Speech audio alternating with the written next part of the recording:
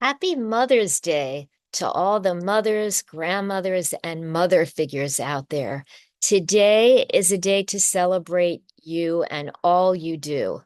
I know that mothers juggle taking care of kids and family and home and work and community and more. And I want you to know that you are heard, you are seen, you are valued and appreciated. Now, Mother's Day should be every day. So I propose that we should do Mother's Day once a month, not just wait for once a year, to remember all the important things that mom does and takes care of. Now, for the dads out there, we value you too. So we can do Mother's Day and Father's Day and Kids Day once a month. So everyone feels like they have a spotlight on them. Everyone feels special and valued. Today, since it's Mother's Day, I want to talk about the five challenges, the five top challenges that I hear from the women, the clients that I work with, and important solutions to help solve and empower you. So, for those of you who may not know me, who may be working with me and seeing me for the first time today, I'm Dr. Ellen Ettinger. I am a doctor. I am a certified professional life coach, an author, a presenter, and a keynote speaker, an events and workshop creator. I am a parenting and motherhood expert, and I'm also a singer and a songwriter. But today, I am celebrating Mother's Day being a mother. And this year, for the first time, I became a grandmother a few months ago. So I am really excited to celebrate Mother's Day this year. And I wanted to share solutions and strategies and answers that took me decades to pick up. And I want to share them with all the moms out there so you can fast track and learn these quickly and skip the learning curve and the mistakes along the years. Let me help you fast track. So, first, I want to share the five top challenges that I hear from the mothers and the clients that I work with.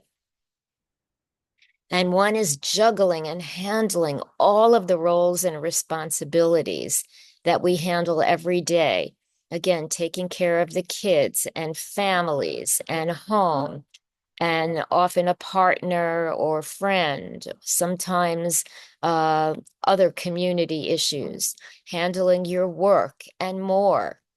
And second, and I hear this a lot, is finding work-life balance. People are always asking, mothers and fathers, how do I find work-life balance? And I run complete programs and events and workshops about this, but I'm going to be sharing some important strategies that my people love today. And third is the fatigue and stress from handling it all. It's tiring and it can even lead to burnout.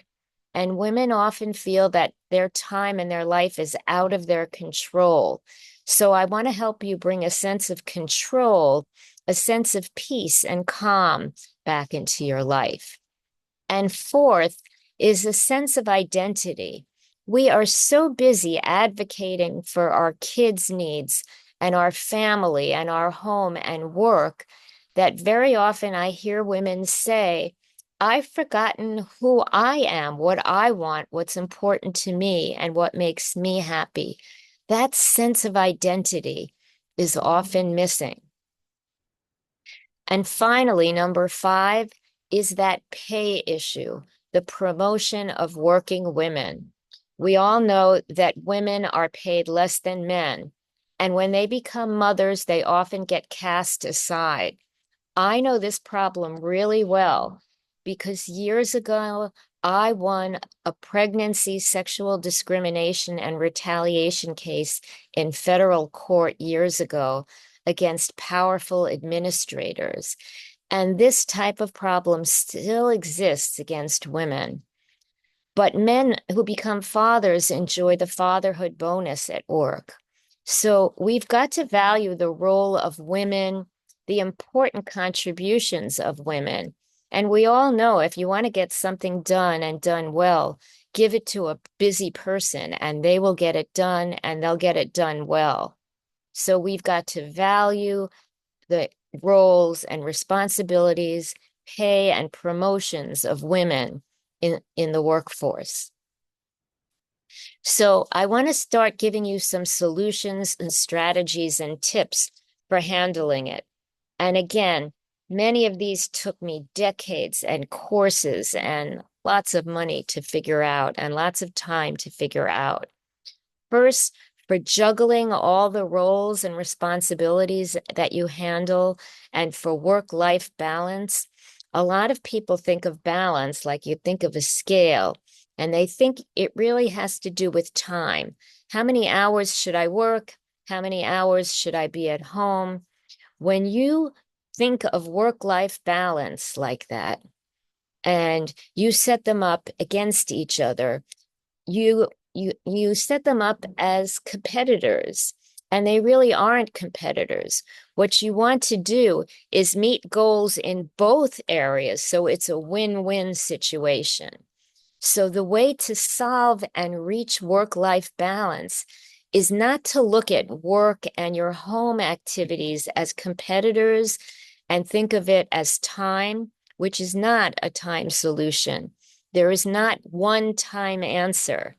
But what you need to do, and what I work with my clients on, is setting goals and creating pathways to reach goals that will make you happy and comfortable and building your life in your home life, as well as your work life. And when you build them both, you recreate a sense of control in your life. You build that calm again, that sense of satisfaction, and it's a win-win situation. We need to support both parts of our lives, not put them against each other, but work together. For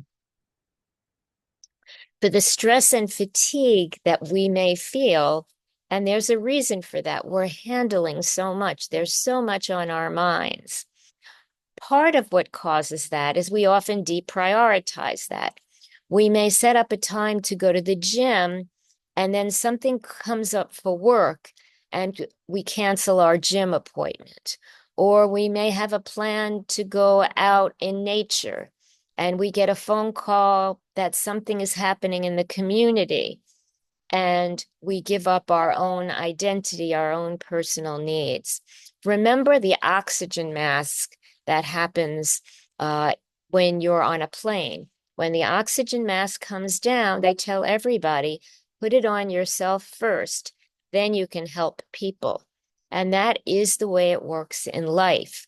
When you are stronger and more prepared, you are stronger and more prepared to help others around you as well. If you want to get everything done and be strong and empowered, you need to take care of yourself. No more guilt, no more feeling like this is extra or on the side or I don't need this.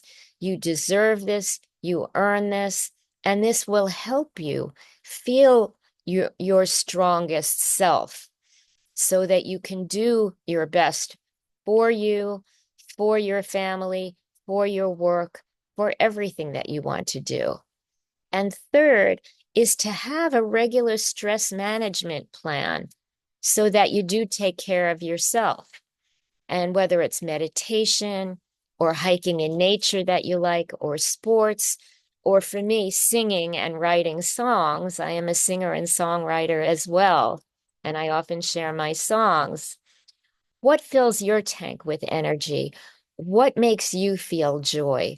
What makes you feel full and fulfilled in life and energetic?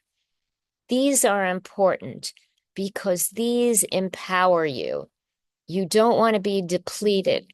When you are filling others from a depleted tank, that leads to stress and fatigue and often burnout eventually.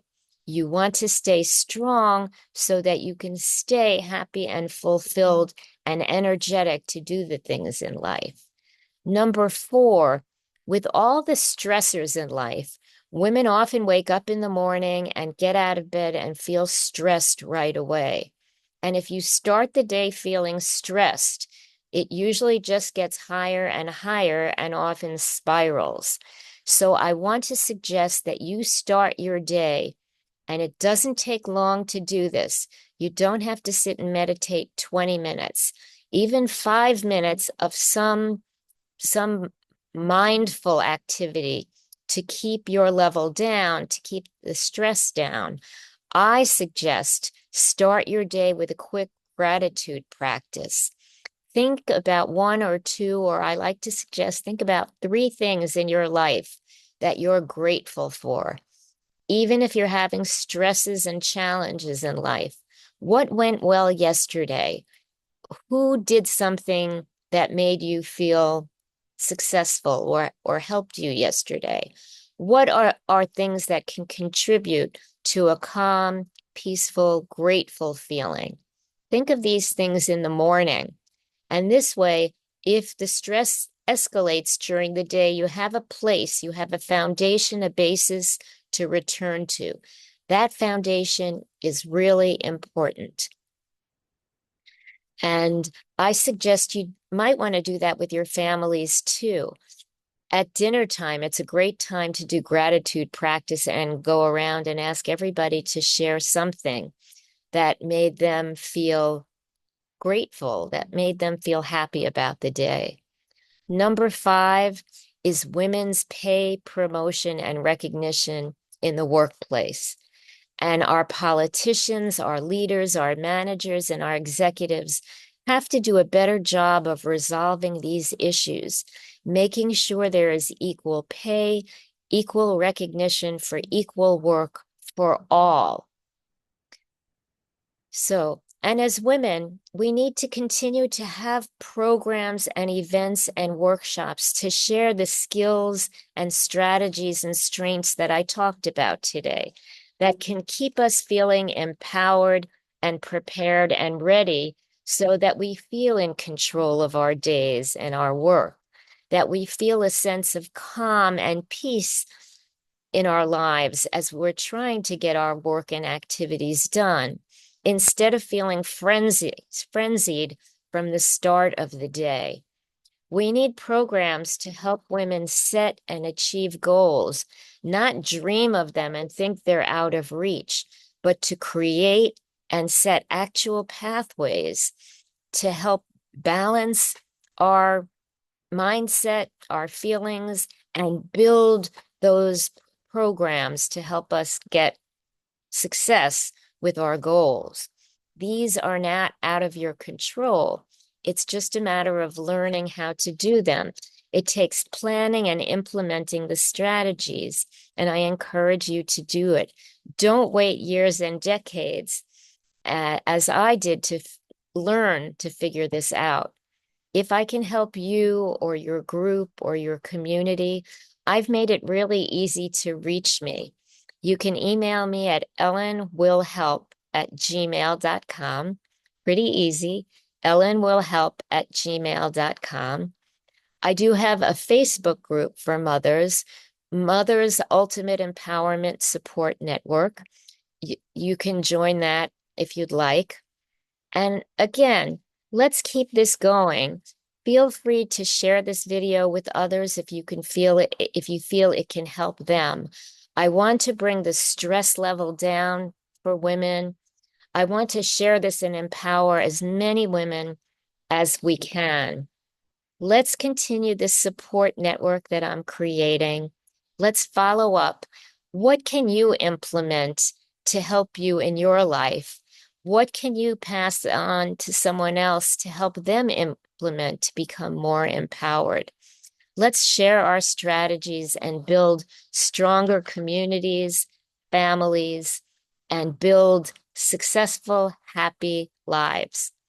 So, again, I am so happy to speak to you today and wish everyone happy Mother's Day.